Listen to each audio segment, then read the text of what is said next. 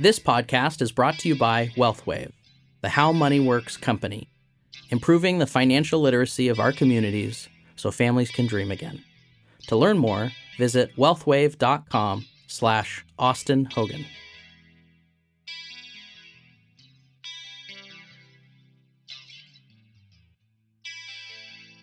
Hi, my name is Amy Torres, and I am founder and executive director for Paul's Play Support for Families, and you are watching our new podcast entitled Embracing Adversity.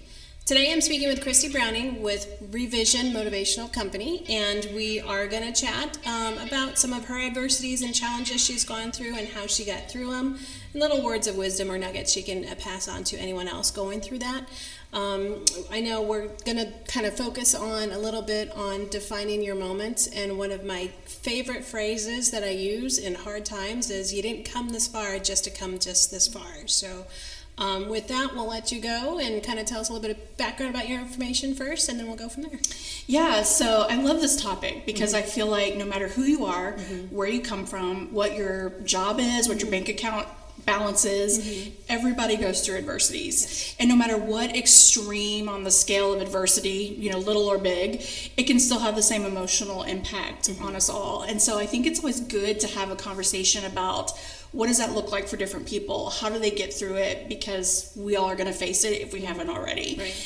My background is really, I lived this Donna Reed lifestyle for a really long time. Now, for those of you who may be younger, that just meant it was a really great childhood. I had a wonderful mom and dad with great siblings and a great support system.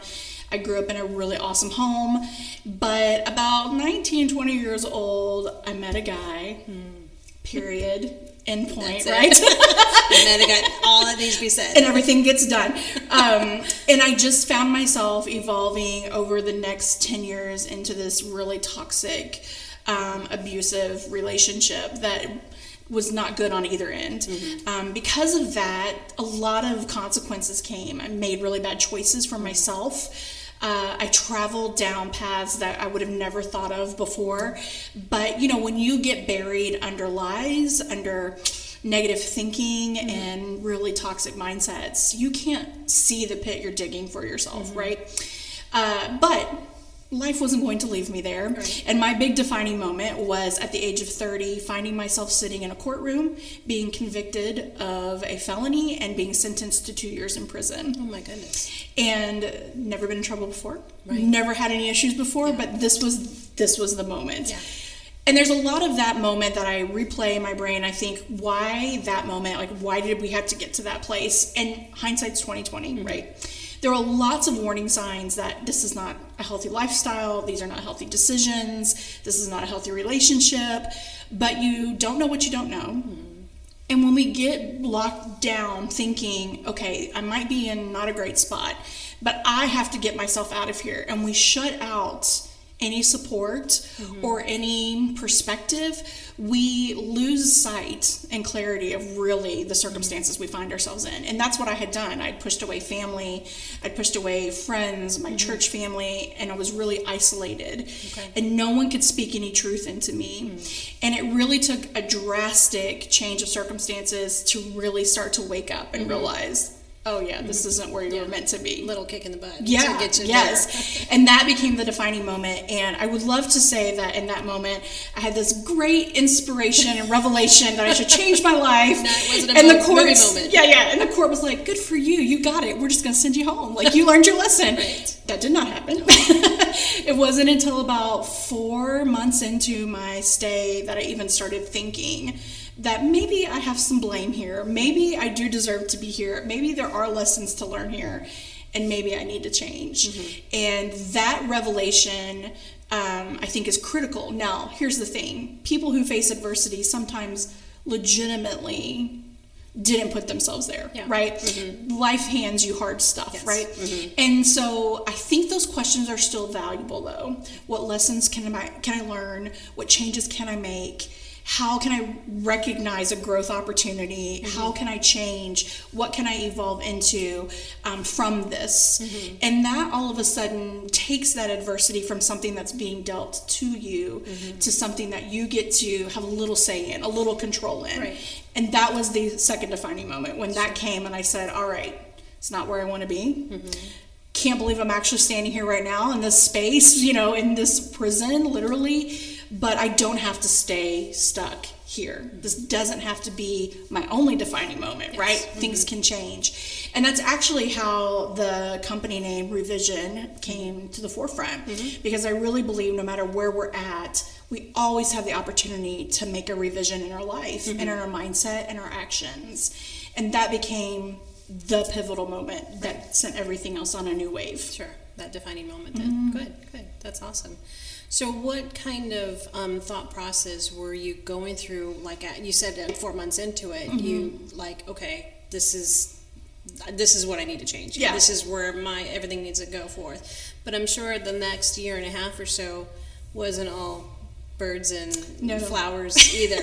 So again, no one opened the door and said, "You learned the lesson, now you may go," right? I still had to finish out my time. But there were a couple of really practical things that helped seal the deal, if you want to say that, and changing that mindset and seeing what was meant to keep me in the pit all of a sudden became a platform for a new life. And I didn't have to wait until I got home to do that, right? I could do it right then. A little more challenging, but still possible. And a couple of things that really became life changers for me was I started trying to make myself create a habit for journaling gratitude. Okay. And so that's really challenging. It's very hard to do where you were at. Yes. And actually, I mean, come on now. Prison's tough, but like all adversity is tough, right? No matter where. So journaling gratitude. And this was the trick. Not just to write, oh, I'm thankful for my family and I'm thankful that I'm alive. Like specifically that day, what could I find to be grateful for? Okay. And 3 things. I challenged myself to write 3 things. And sometimes I'd get to the 3rd thing and it would be really hard. But I would try to find something. And it may be like really big things, like, you know, one of my family members came and visited me today, and that's a huge thing. Or maybe something small, like I got extra scoop of gravy on my mashed potatoes at the cafeteria. I mean, little things. Right. All of it was good, right? And then the additional thing I started doing was journaling 3 things I was looking forward to the next day. And the thing that I would find is that eventually the things I looked forward to became the things I was thankful for. Sure. And it started to alter my mindset, even in that space, to not walk through and feel like I was put on pause. Because that's what happens when we're in adversity. We feel like we're being punished and everything goes on pause. And we can't live life until we come out of that adversity. Right. So I catch a lot of people saying, well, as soon as I'm through this health crisis, as soon as I get out of debt, as soon as my marriage is in a better place. But why wait, right? We can start changing our mindset. We can start having growth and progression now. And that's what that journal practice taught me. Sure, yeah. Here is a way to start going to bed with a happy heart and a thankful heart and seeing the good in a situation that's not always so good. Yeah. And wake up with expectation that good things are coming. And that is so life-changing because especially in an adversity situation or in a tough spot of life, we can wake up with dread. Oh, another day I'm stuck here. You know, another time I have to deal with this. Another day I got to go to the job that I don't like, or be in a relationship that's kind of, critical or whatever. Go to the hospital and see an ailing loved one.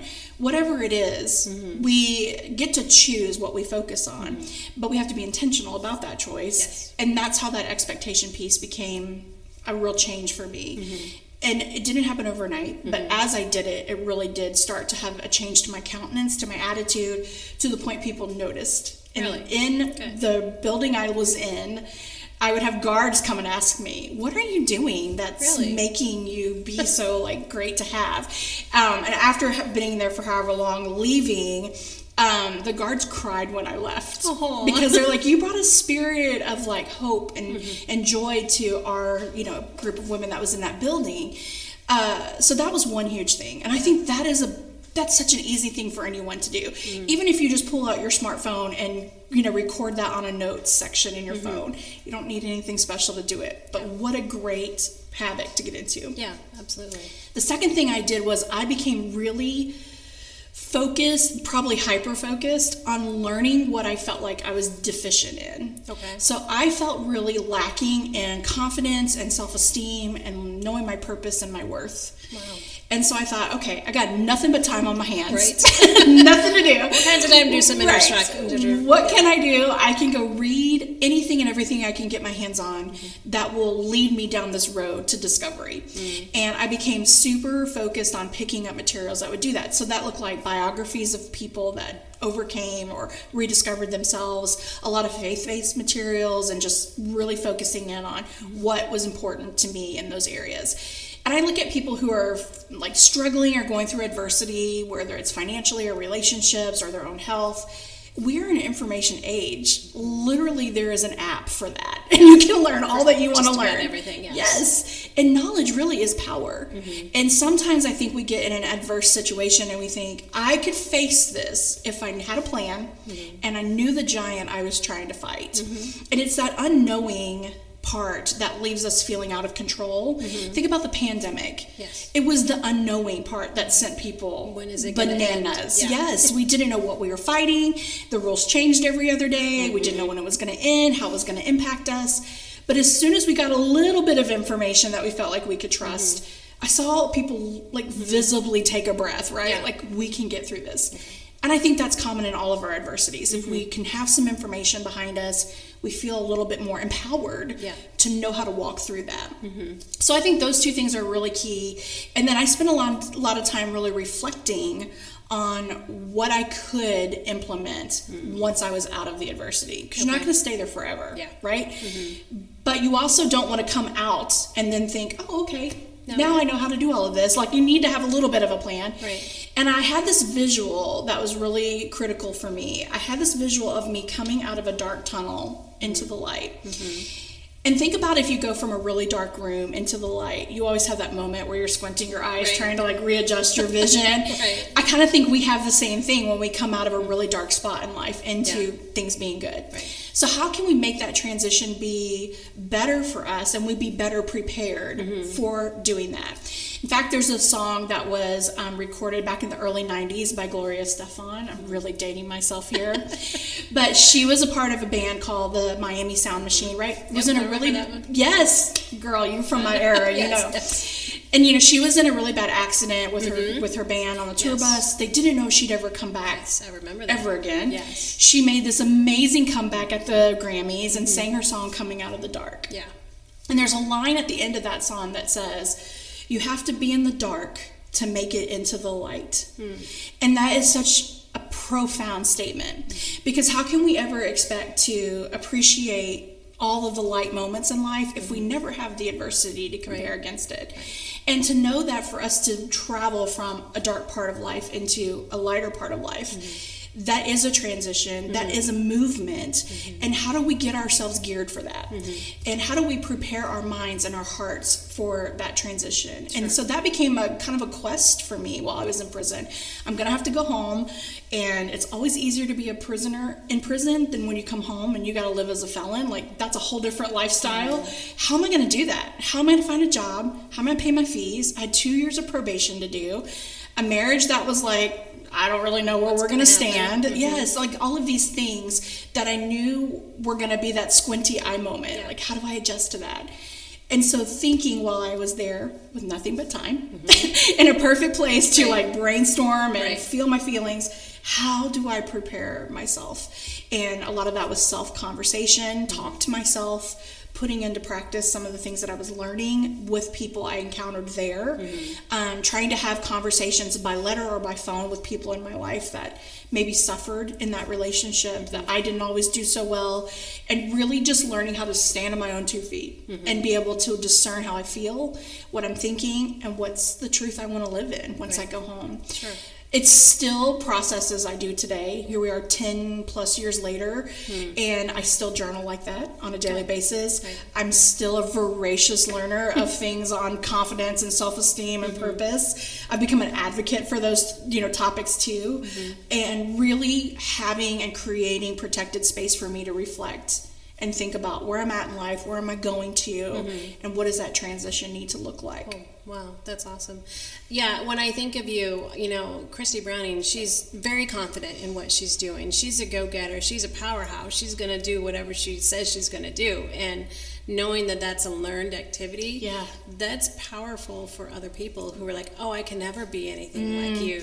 And we just before we early recorded self-talk, with Jennifer, and that self-talk is just so powerful, and those tools that you have to do, that inner reflection as well, is extremely important. I know, just working on different projects, just that self-reflection of like, okay, let's stop what we're doing, figure out how that process went, figure out what's the next step, what could make it better, even though it might be great. What's those little inches that can make it a little bit better? So that reflection is huge. And sometimes we're so quick to run out of an adversity that we run right past the very thing that could change everything for us. That saying that iron sharpens iron, and we usually use that against a quality person. But what if it's circumstantial and not people? What if your tough time is a good time for you to get sharper, and that's what's going to make you more effective and have a greater edge in whatever's coming next. And so instead of always just looking at it like, man, what can I do to get out of this right now, getting the chance to, like you said, slow down and just take some notes around what's happening and how you're feeling and what can you get from it, makes it more valuable. It doesn't have to be a punishment. It can be a training ground. Right. What are you learning from that? I know I've been through a couple different adverse situations, just through college, going through the stuff with my dad, being there for 6 months as he's going through treatment, going through when my husband was away, during our marriage, and then, the ending of that. Okay, as each one progressed, I found myself getting more confident and more of like, yeah, I can do this. This is, hopefully there's no other big issues coming up soon, but it's just more of like, okay, I survived that. This next one, this one that I'm in now, it's a little bit worse, but, I survived the last one. What's the worst thing that could happen from here? I've got the family situation where, if I fall, then there's going to be some amount of cushion, or nothing's going to happen to my kids. They're definitely going to be well taken care of. So it's just that confidence in knowing that I can get through it. I'm learning from each situation that comes through, and I'm like, okay, how can I make it better? How can my life now, what can I learn from that and go forward with that? So the thing I think is cool is that if we were going to go to the gym, so I have to really use my imagination for that part because it's not where I want to hang out. But let's just say we were going to go to the gym and we were going to lift weights and we were going to try to strengthen our muscles and build strength, core strength, upper body strength, whatever. Think about what happens when you do that. You are putting weight on you that builds strength inside of you, right? And the literal forming of your muscles means that little fibers in your muscles rip and tear and they heal back stronger. Apply that analogy to your adversity. When that weight comes down on you, it is building you in your strengths. What doesn't kill me makes me stronger, right? There's a reason why that saying means so much, because the weight that you're carrying is allowing you to build a strength inside you wouldn't have had otherwise. And that harsh push through an adversity, it feels like it's tearing the guts out of you. It feels hard. You may come out with bumps and bruises and scrapes, but that restructuring and that reformatting of those muscles, heart muscles, mind muscles, even physical muscles, is allowing you to reform, reshape, and get better, to really get better. And so it's not always easy to think of that when we're getting slammed and we feel like the hits just keep on coming from every direction. But it is the thing that's going to hone us if we let it. If we let it. It can be the thing that shapes us. It can be the thing that shades us. But it doesn't have to be the thing that shackles us. And that's the last piece for adversity, is it can't be the thing that holds us back. It's not meant to be that. We can allow it to be that really easily by feeling guilt, condemnation, feeling like we're beaten, we're a victim. But what was your pit can be your platform if you choose to build yourself out of that and use some practical techniques to really change your mindset and your vision of what that adversity was. Sure, that's great. Yeah, I know. You and I both have done that. What I went through with Paul's Place there, taking that 6 months of taking care of my father and being away from everybody, but having a temporary location, just like, okay, we have 2 great hospitals here in Fort Wayne. There's got to be a need for it here, and there is. There was. We've got, we've been housing families for so long, and I'm constantly turning away families, as well, just because we don't have that set yet. We don't have that growth yet. So, yeah, I mean, that's just, what I call it my pay it forward project. Yes. Where, I'm just, using that pit, like you said, and making it now my platform. Yes. And that's kind of what this podcast is too. It's just like, okay, we can't help everybody with our mission at Paul's Place, but I know there's people there who need some sort of help mentally, inspiration-wise, that can latch on to different stories, in different areas, whether it's work, education, health, just personal situations where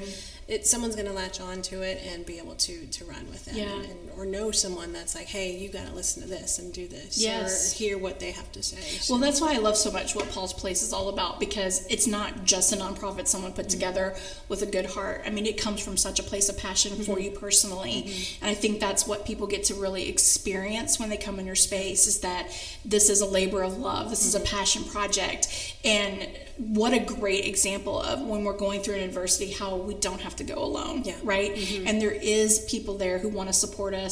Making those connections are invaluable, and you're one of those that people can really rely on. Well, thank you. I appreciate that. Yeah. Cool. So tell me about the Revision Motivation then.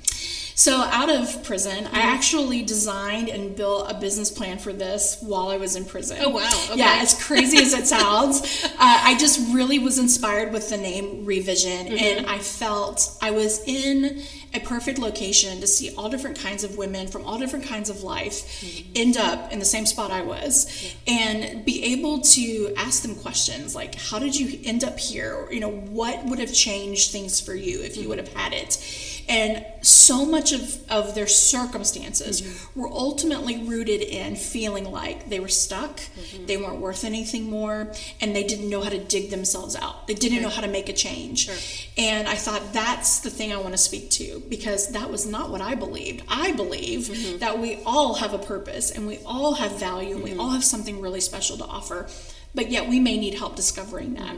And so that kind of became the thing that fueled the vision for Revision. Right. And so since then, we've just evolved through it. We went from just launching a magazine to now doing all kinds of things, from online stuff to podcasts to books and seminars and events. It's just continued to grow and go as we find a need and we figure out how we can fit it in. Cool. And you did a TEDx speaking event. Yeah. So a TEDx talk, which was crazy experience. I'd been a speaker for a really long time, but I'd never done anything quite like that before, where I had to fit into a mold of an event so specific. But it was so empowering, not just to do my own talk, but to hear everybody else's that was a part of that event, and to applaud a venue or an opportunity that allows people to tell a story. I love people's stories, so that was a fascinating experience. Yeah, that's awesome. I love stories too. That's kind of why I put it together. But no, I know of quite a few people actually that had that TED Talk as well. So one of them we've already interviewed again here today too. So I like to think our year of TED Talks were the best that came out of Fort Wayne. There's some really powerhouse people that shared it that year. Yeah. There's definitely some great speakers that day. So you with Revision, you do. I remember the magazine that came out. The workshops, you've done that as well. And you do motivational speaking. Is that also part of the Revision on that too? So how far have you gone with your speaking events? So we were really gearing up for like a worldwide tour, right? And then COVID came. Yes, I know the feeling. So talk about adversity, right? Like trying to figure out how to pick up from that. But the thing that was kind of cool is that so many events went online that we were able to do more events than we could have done if we would have went out and had to book travel time. We were able to do them for less cost for the event, and so that was even better. And I got to collaborate with other speakers I would have never had the chance to do because our schedules would have never worked out. So we did some really cool projects. A bunch of speakers from all over the country did some cool things for different school systems to help them build morale in such a really crummy time for them. Yeah. That was a fun project. I relaunched our magazine in COVID because we had the time now to do it. Yeah. So some great things came out of that.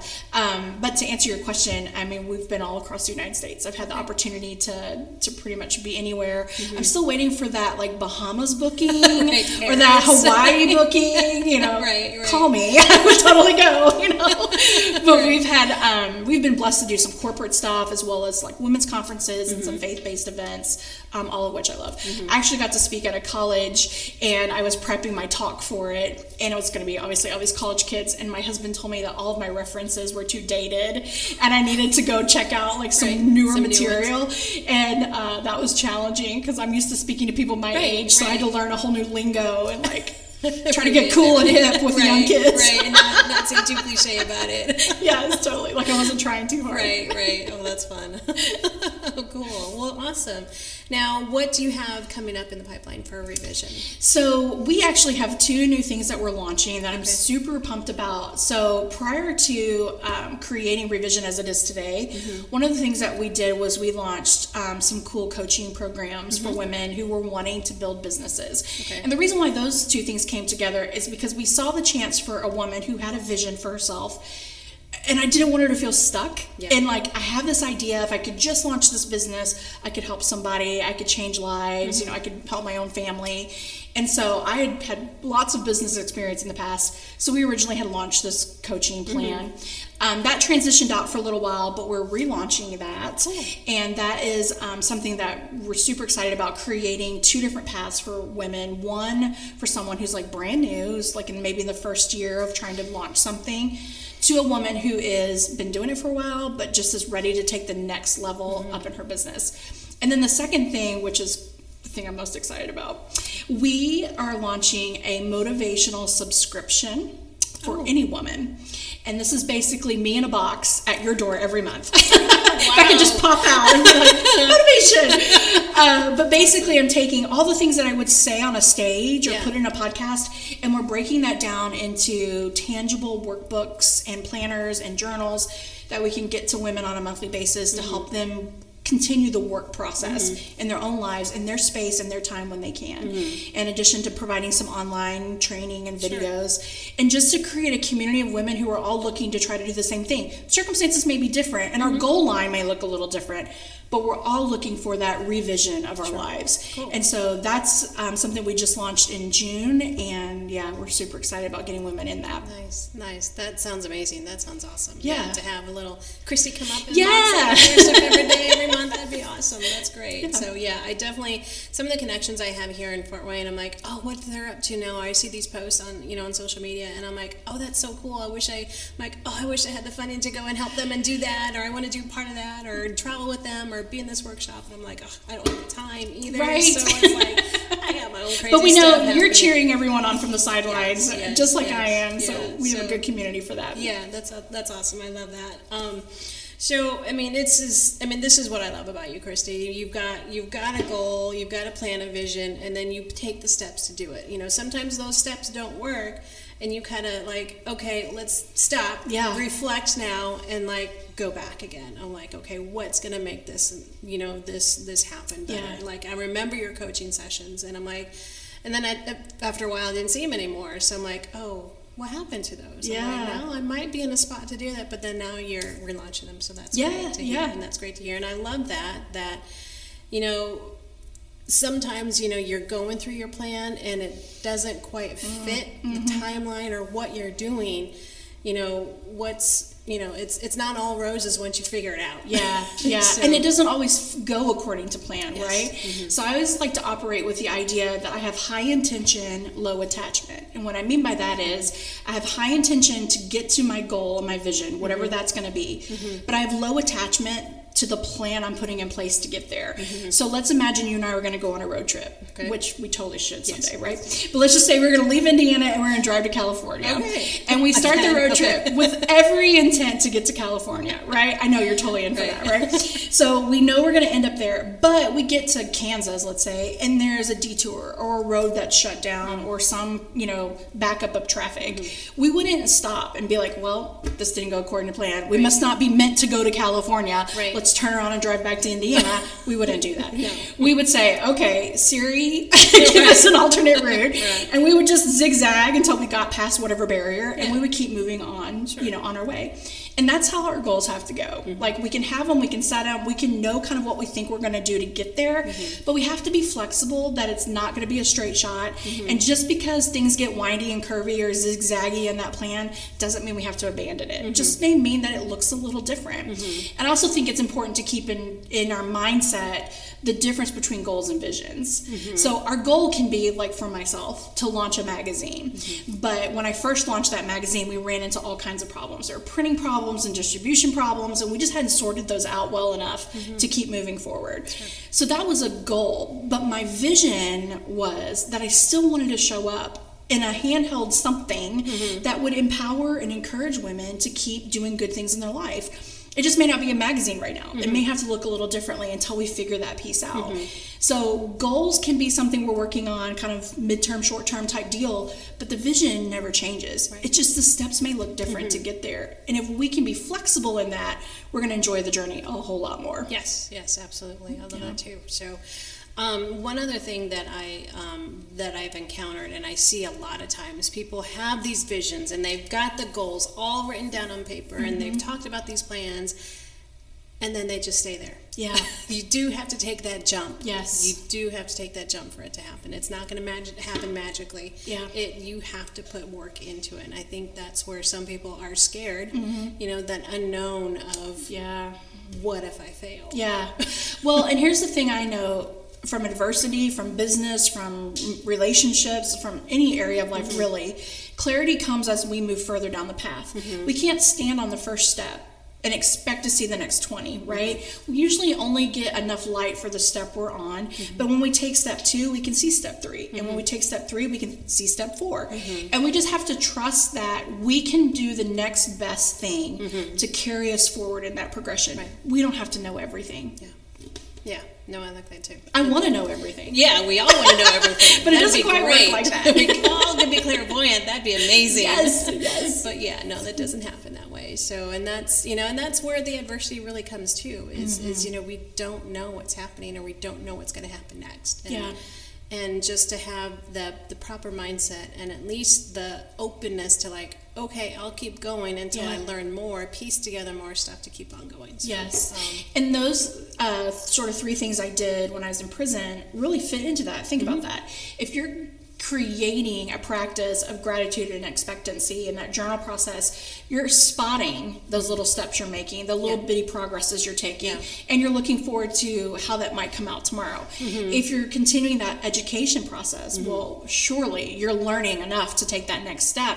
And those things, together with a little bit of reflection to keep tied into that vision, is really what will propel you through those uncertain times, or when you feel like this is an uphill climb I never imagined. You're going to find the fire, and you're going to be able to stoke the coals in your gut to keep you going. Those types of things will do that for you and create that momentum to keep you going.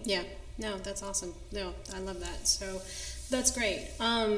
What other types of you've just thrown all kinds of nuggets here. Anything else you want to add to someone who might just be going through something that they just can't see the next step? Well, the one thing I will tell people in that situation is that your circumstances aren't your truth teller. Your circumstances can look bleak and can look scary and unknown if you can't see that next step. But that doesn't have to be the truth you hold on to. The truth that you hold on to can be knowing that you've survived in the past, that you've persevered through the past, having a support system that breathes and reads truth into you when maybe you can't yourself. Those types of things help keep us and our emotions, more importantly, in check from running out into the crazy unknown. Our emotions lie to us. They're not super honest, and they can really cloud our judgment and really crowd our mindset and our reflectiveness and just getting in touch with ourselves, those emotions can really eat us up. And that's usually what's happening. So I was just having this conversation with my sister on the way over because she's in the process of building a house. And of course, if you know anything about the real estate market right now, that's dicey. Things are coming in on time, nothing's working out right, and she's massively stressed out and overwhelmed because she's in between houses trying to figure out the timeline's going to work. And of course, she's calling the builder, begging and pleading, what can I do to make this happen? I'm trying to make this work. Of course, there's nothing you can do.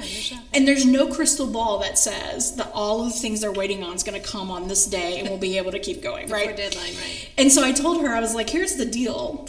You are getting eaten up by stress and anxiety and uncertainty. None of that is helping to move that project forward. If anything, it's making the slower process miserable for you, when in reality, the truth is you're going to get a house. They're going to finish it. You'll get to move in. You've got a place over your head right now. We live in America where you can get a house if you need one, right? You're going to have a place to live if you can.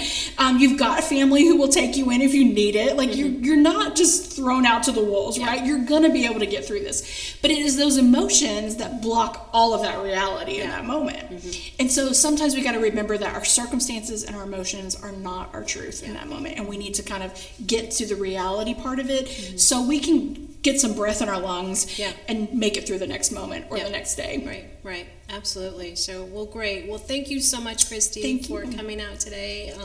I so appreciate you doing that. I love watching you on social media as far as what's happening next with Christy and with Revision and all the great stuff you're happening. So I so appreciate you coming out today. Thank you. Thank you. And likewise, for sure. All right. Well, thank you.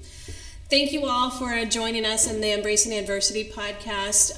Today, we hope you got a little bit of one of the many nuggets that Christy threw out there for us. I think one of the best ones is expecting positive in the future.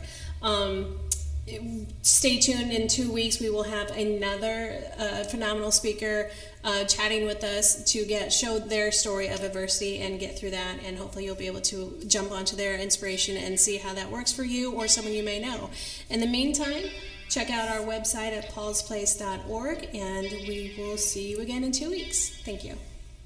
In times of financial uncertainty, how can you stay on track? Call someone who's invested in your success. I'm Gwen Rupert, your Fort Wayne Edward Jones financial advisor.